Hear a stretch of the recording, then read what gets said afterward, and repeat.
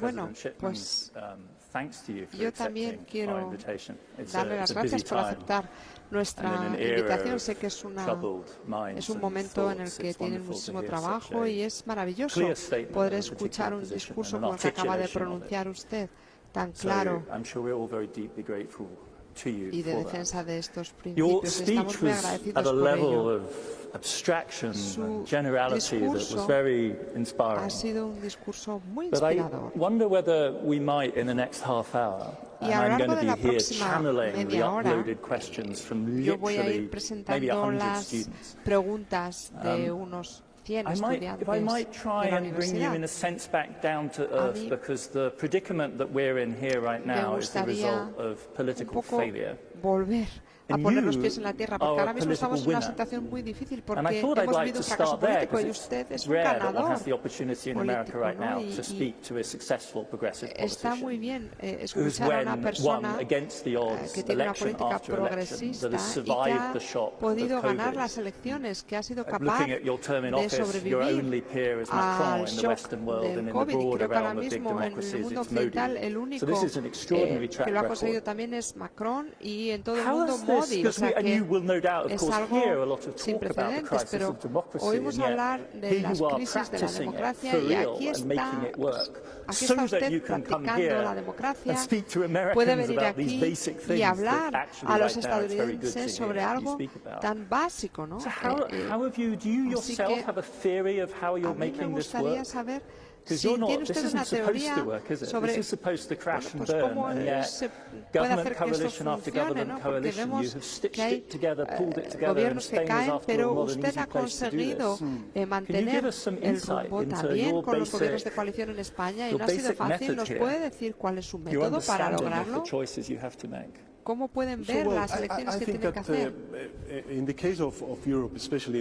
En el caso de Europa, sobre todo en lo que es el sur de Europa, Grecia, Italia, España, Portugal, las consecuencias de la crisis financiera y la respuesta que como Europa dimos a los países del sur de Europa generaron mucha desigualdad territorial, social. Fue un momento muy difícil. Fue muy difícil hacer frente a aquella situación con la respuesta que se dio. Y lo que hemos visto, o lo que estamos viendo en la actualidad, aunque pueda ser sorprendente para una audiencia en Estados Unidos, lo que estamos viendo ahora mismo es el colapso de los partidos tradicionales de derechas, lo cual está cediendo el terreno a la extrema derecha. Vemos que hay un auge del populismo reaccionario en muchos países, también en Europa. Al final, en el caso de los gobiernos progresistas, creo que lo que logramos, o por lo menos esta es la experiencia en España, es hacer frente a la emergencia climática y también apuntalar nuestro crecimiento económico. Somos capaces de aumentar los salarios. Hemos subido el salario mínimo en los últimos 7 años. Ha habido un incremento del 61% y también hay una gran creación de empleo. Más de 22 millones de personas ahora mismo están trabajando en España, lo cual es una cifra récord. Estamos reduciendo las desigualdades a la vez que reforzamos el sistema público sanitario y de educación.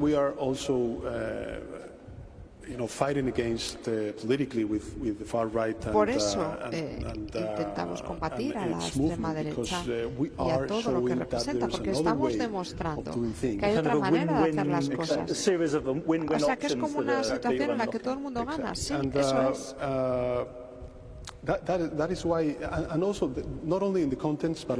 No solo en cuanto al contenido, sino también en cuanto a la manera de hacer política, porque ahora mismo tenemos un gobierno de coalición que no tiene mayoría, lo cual nos obliga a ir al Parlamento, al Congreso, a negociar con los distintos partidos políticos.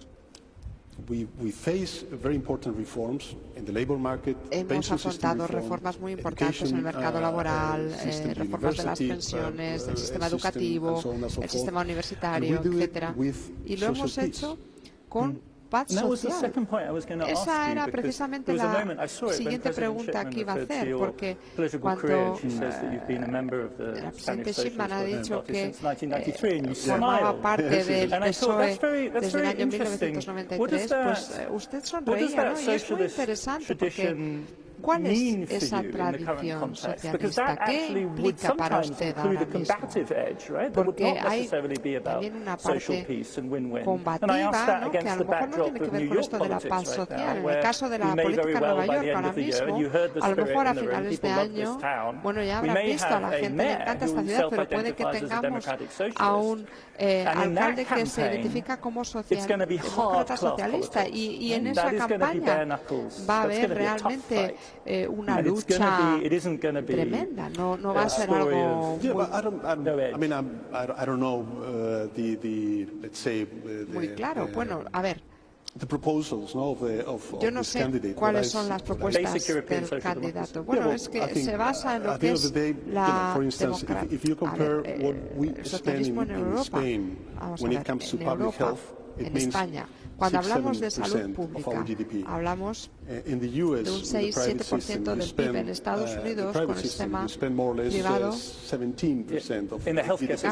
un 17%, ¿no?, en todo el sistema sanitario. Es decir, intentar transformar al final un bien público en un bien privado no sale bien. No le sale bien a la sociedad, ni tampoco desde un punto de vista de contabilidad. O sea, que tiene que ver con calidad de vida y también con la eficiencia. Esa es una de las ideas que yo tenía al llegar al gobierno.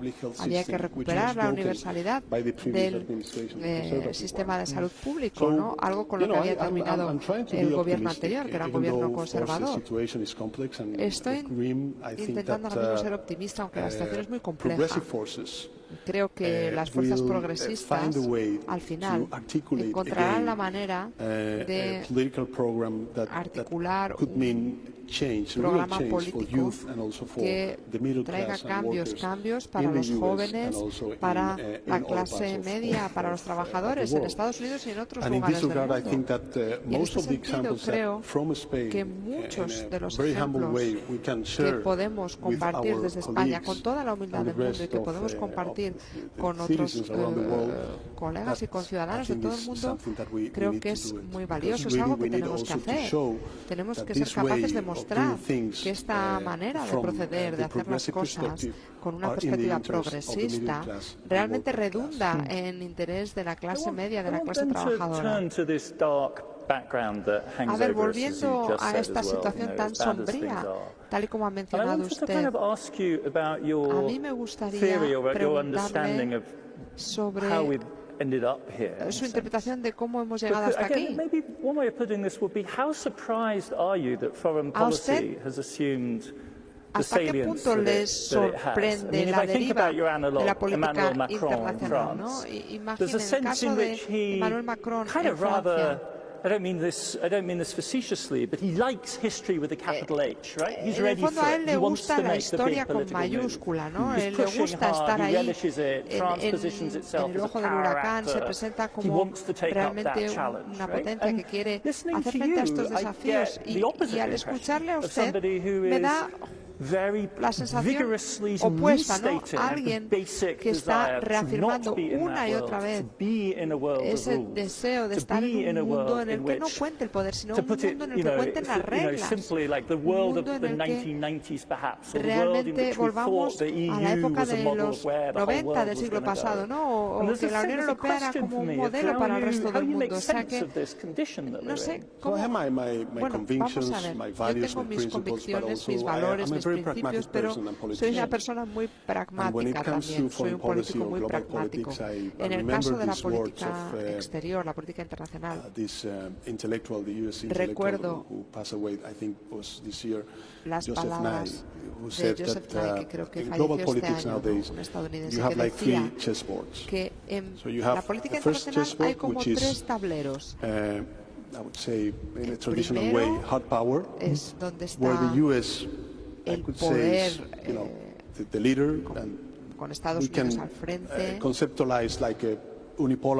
Podría ser como un tablero unipolar en el que realmente Estados Unidos es el líder. Luego hay otro tablero que es el tablero de la economía, el comercio, y ahí creo que estamos en un entorno multipolar. Hay distintos bloques regionales, la Unión Europea, China, India, Mercosur, obviamente Estados Unidos también, Canadá, etc.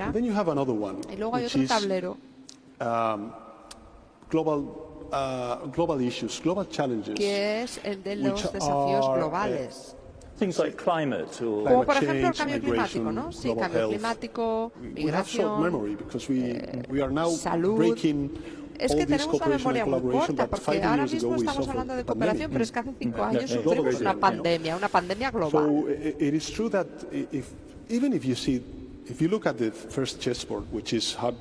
Aunque nos quedemos con el primer tablero, este mundo unipolar, al final del día, con la ciberseguridad, con la tecnología, con los temas que tienen que ver con la seguridad y la defensa, está claro que tenemos que cooperar, colaborar. Es que no nos lo podemos permitir el no colaborar, no cooperar.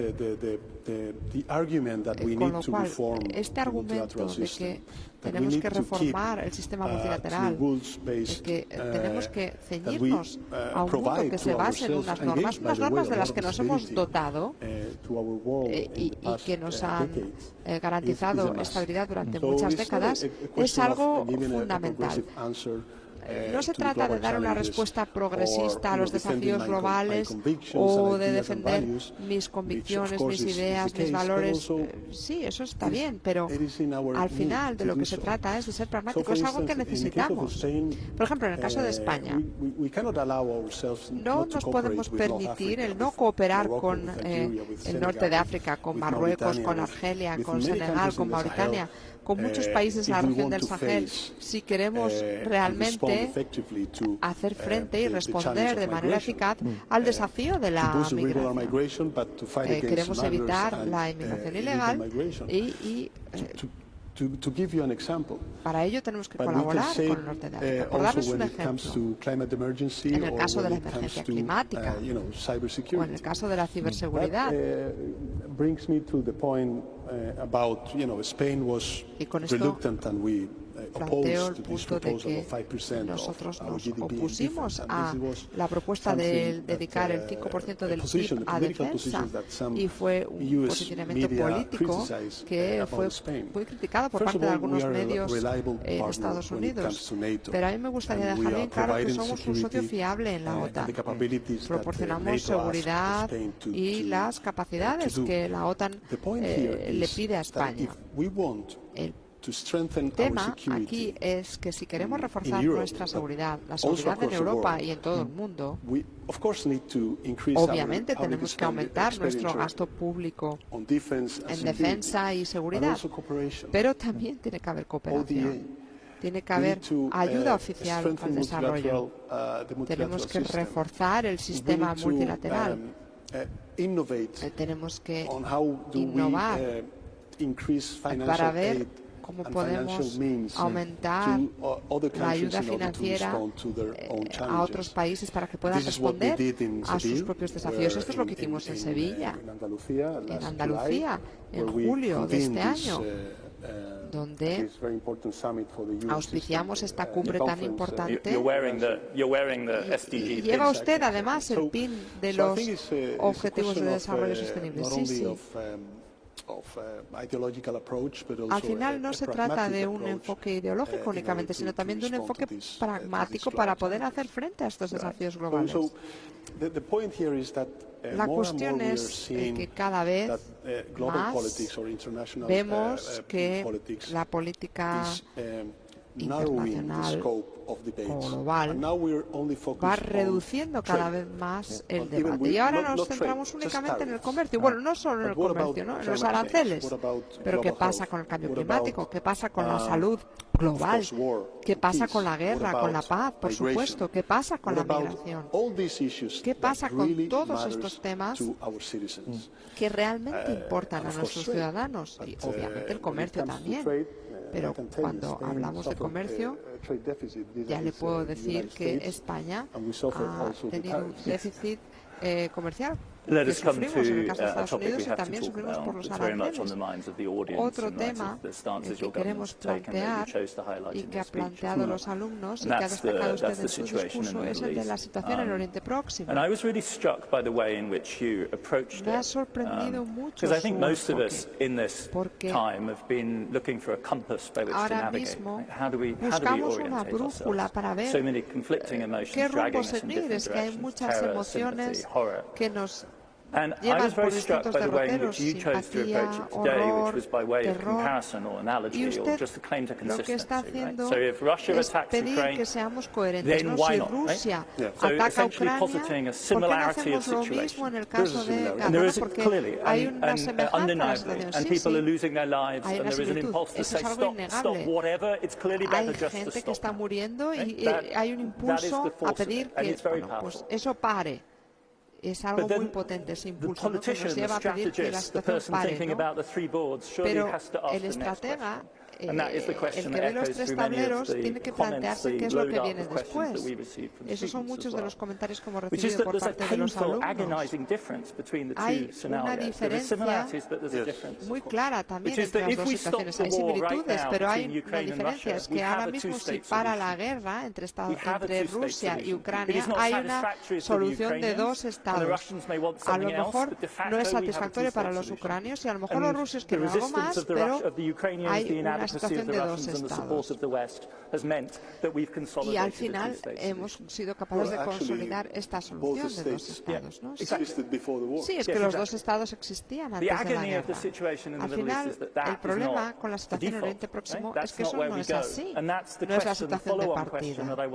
Y esa es la situación que me gustaría plantearle a usted ahora. ¿Cuál es la visión estratégica? Porque los gobiernos ahora mismo están reconociendo el Estado palestino en Europa y vemos lo que supuso el 7 de octubre para los líderes israelíes y fue a nivel práctico un adiós a la posibilidad de contar con dos estados, ¿no? Algo que habían defendido algunos antes y que ahora era impensable. Así que mi pregunta es, ¿cuál sería el siguiente movimiento desde un punto de vista estratégico? ¿Cuál es el futuro?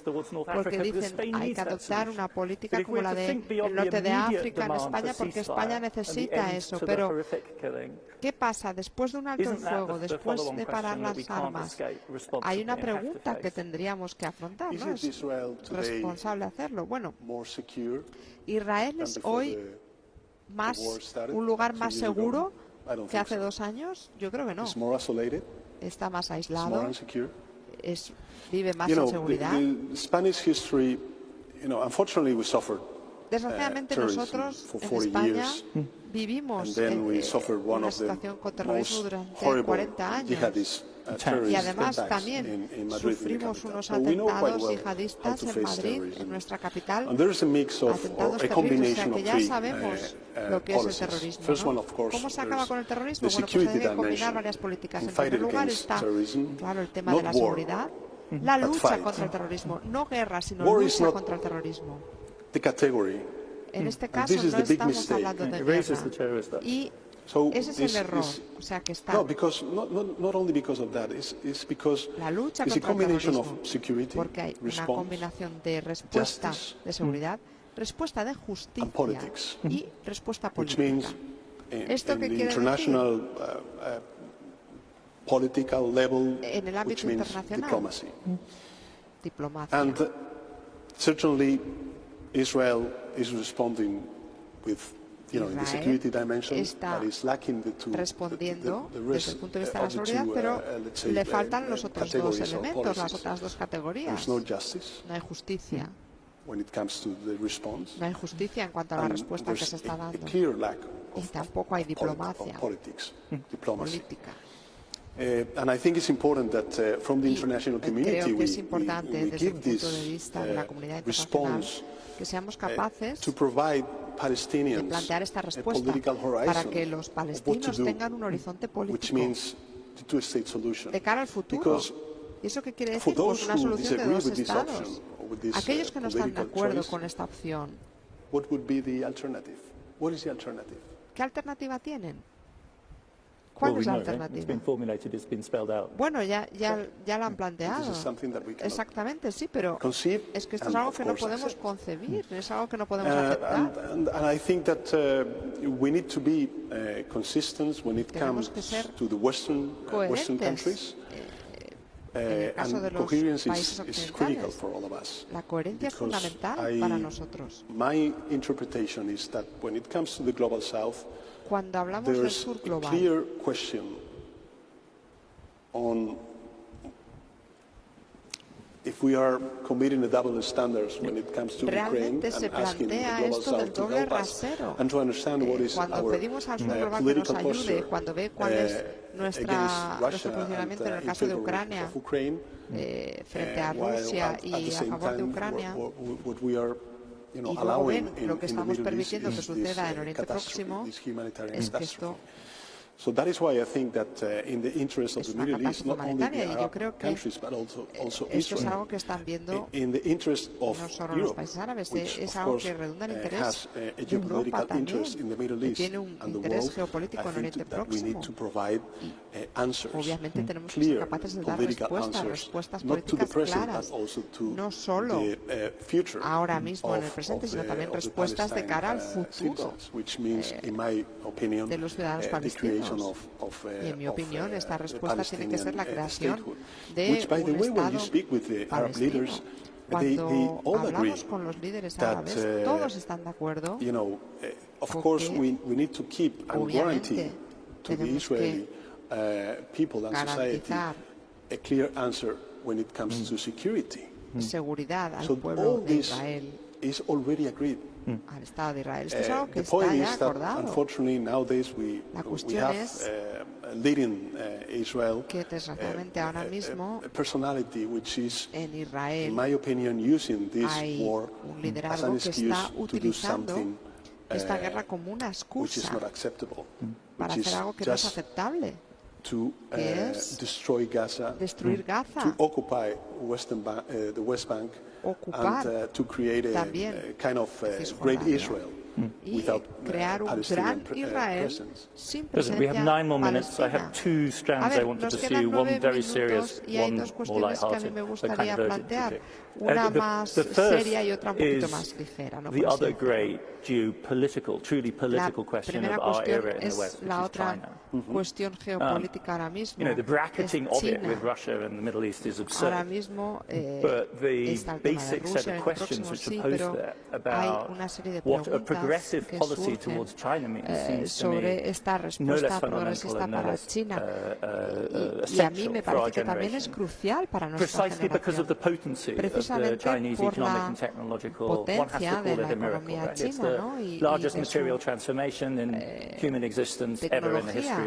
Es la mayor transformación material en la humanidad, en la historia de la humanidad, ¿no? Y además cuentan con un régimen autoritario que tiene un vínculo con regímenes autoritarios del pasado muy claro. ¿Cómo tendríamos que posicionarnos, ¿no? con respecto a esto? ¿Cómo ven a España en esta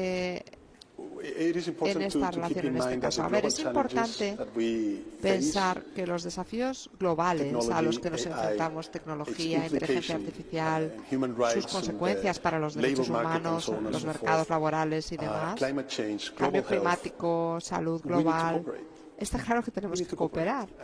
Hay que cooperar. Tenemos que ser capaces de hablar con otros socios. Y al final ese es el objetivo de la diplomacia, el llegar a acuerdos con aquellos que piensan de manera distinta a nosotros. Y al mismo tiempo tampoco podemos ser ingenuos. Obviamente hay una competencia, o sea que tenemos que ser capaces de cooperar y de competir. Y en el caso de la cooperación, yo no creo que nos podamos permitir dejar fuera a China.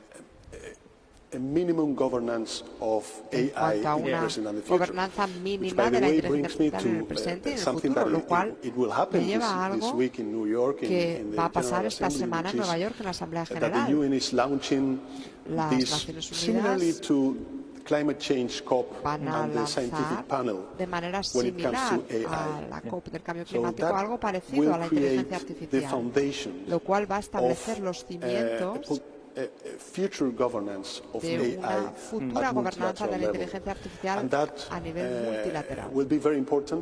Y esto va a ser fundamental porque creo que nos va a poner a todos al mismo nivel. Da igual si estamos hablando de China, España o Estados Unidos, da igual la dimensión o la fuerza económica de esos países. Está claro que es necesario contar con la asesoría científica en cuanto a las consecuencias de esta nueva tecnología. Yo estoy muy agradecido a la ciencia, realmente.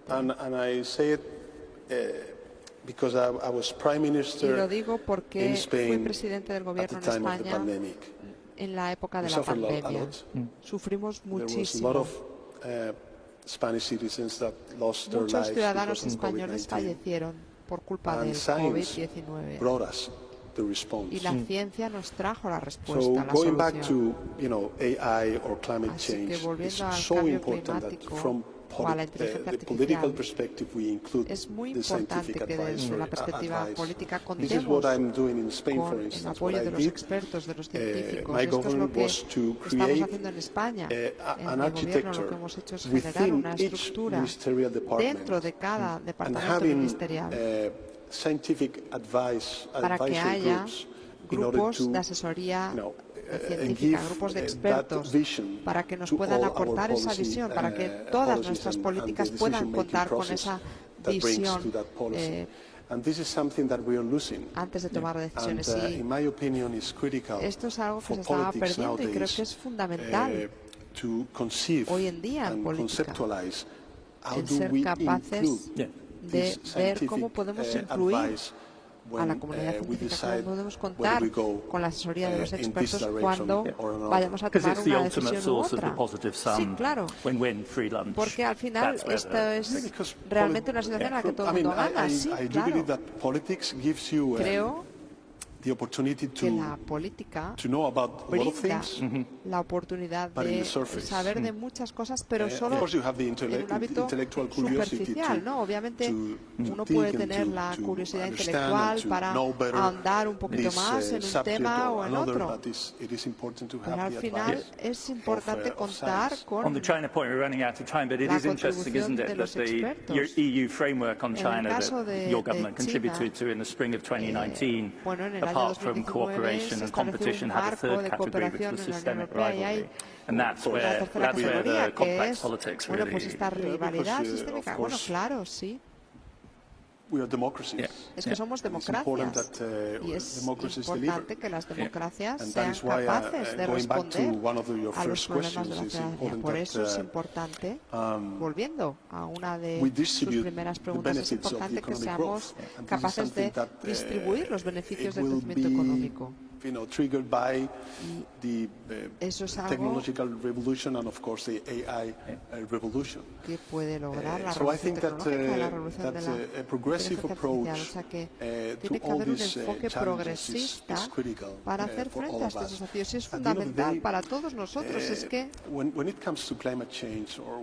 cuando hablamos de cambio climático, o de inteligencia artificial o de salud global, es más contar con un enfoque pragmático que con un enfoque ideológico. Y al final, en el Congreso, hace unos meses hubo un debate sobre inmigración y En los últimos años hemos recibido unos 2 millones de inmigrantes, pero hemos sido capaces de reducir el desempleo en un 40%, lo cual quiere decir que tenemos la capacidad de crear empleos para los españoles también. La cuestión es que los desafíos a los que nos enfrentamos, no solo en el presente, sino también en el futuro, es si queremos ser prósperos, si queremos ser sociedades abiertas o si queremos ser pobres y sociedades cerradas. Y Estados Unidos siempre ha sido un ejemplo de cómo fue capaz de incorporar y asimilar esa inmigración, lo cual ha redundado en el interés de toda la sociedad. Y esta es una lección que queremos copiar en el buen sentido de la palabra, en el caso de la experiencia en España. Hoy España tiene más o menos un 40% del crecimiento económico de la zona euro. Y esto también es, en buena medida, gracias a la contribución de la inmigración. Así que lo que pedimos a los alumnos de Colombia que vengan de otros países, aparte de España, es que luego vengan a España y puedan aprovechar este momento. Claro, esta iba a ser mi última pregunta. Se ha anticipado usted. Ha sido una historia de éxito, así que muchísimas gracias. Gracias por esta conversación tan abierta y muchísimas gracias por estar aquí en este foro de líderes mundiales.